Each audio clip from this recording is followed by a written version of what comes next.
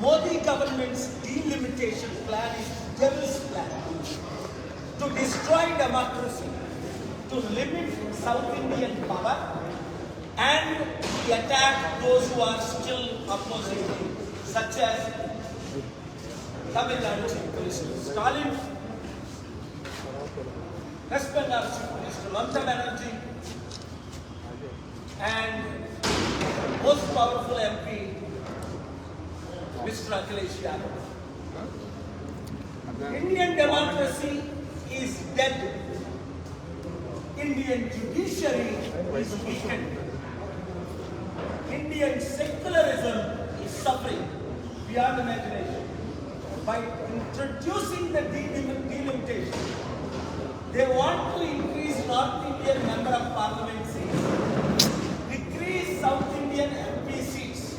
Therefore, I am calling upon all the opposition leaders, irrespective of your differences, all 18 political parties, come up, now or never. Otherwise, if you don't face now, you will face only BJP as a single ruling party like China's party or Russian. I told on April 10, 2019 at the Election Commission, after 3 phases, if the elections were not conducted with ballot paper, there won't be any serious opposition. And that's what is happening. That's what they are planning. They have finished everybody who has opposed in a serious way, such as Kejriwal and Chandrababu Naidu. Now Chandrababu Naidu completely surrendered, just like Jagan surrendered while he was the CM for 5 years. So, we can do wonders. Remember N.T. Ramarao, who was an actor, non-politician, with 30 plus MPs, he shook and stood as the second most powerful party when Indira Gandhi had 400 MP seats. So come join with me. I will lead the fight. We will have 42 MPs in Telugu states because the present political parties in both Telugu states have surrendered themselves to RSS, BJP, dictatorship.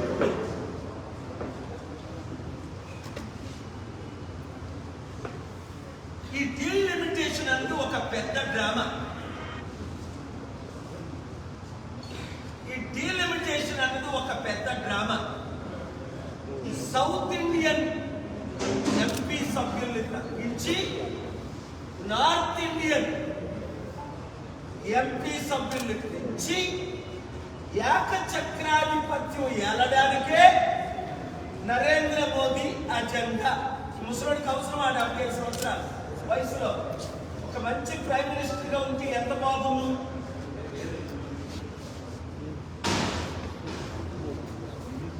అసలు 75లో retire అయిపోయారు కదా వారి చట్ట ప్రకారం, BJP RSS rule ప్రకారం.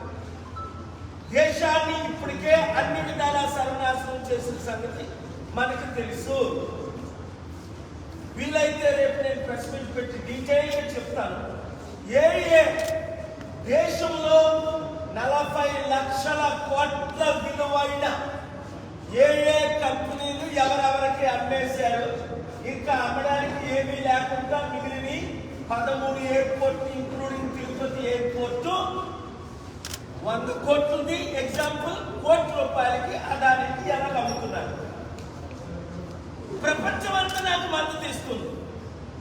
దానికి రుజువు Ukraine యుద్ధం కొరకు 141 మంది ఓపెన్ గా సపోర్ట్ చేయడం, 145 మంది ఆబ్సెంట్ అవ్వడం, కేవలం 4 దేశాలే రష్యాకు మద్దతు ఇవ్వడం.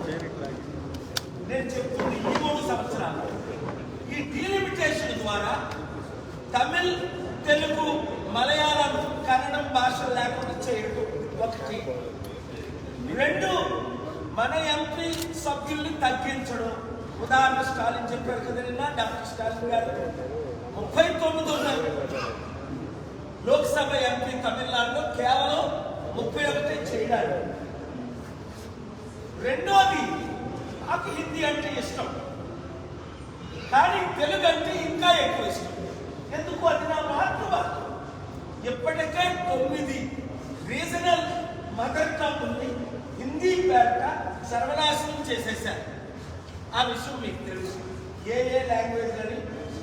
గారు కూడా నేను ట్వీట్ చేశాను.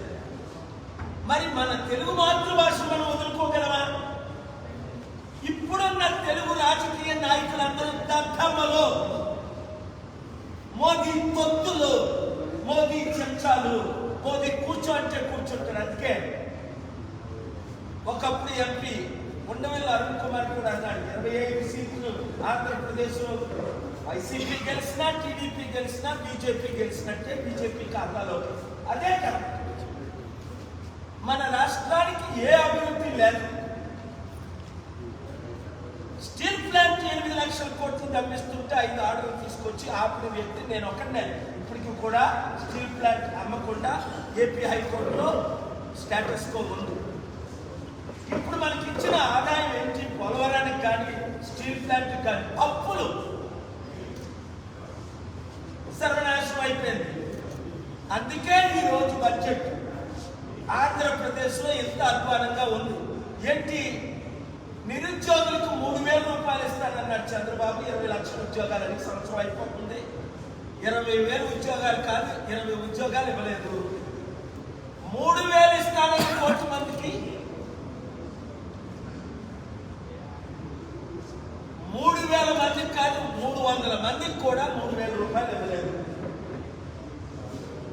ఈరోజు బడ్జెట్ లో చూస్తే మీరు ఏ విధమైన మహిళలకు పెన్షన్లు అన్నారు ఇవ్వట్లేదు. అంతకంటే ముఖ్యం, కుటుంబంలో నలుగురుంటే 4, 15,000, 60,000. తల్లికి వందనం అన్నాడు, తండ్రికి అప్పడాలు అన్నాడు. తల్లికి వందనం లేదు, తండ్రికి అప్పడాలు లేవు, తాతకి ఫ్లయింగ్ కిస్సులు ముద్దులు తప్ప ఏమీ లేవు.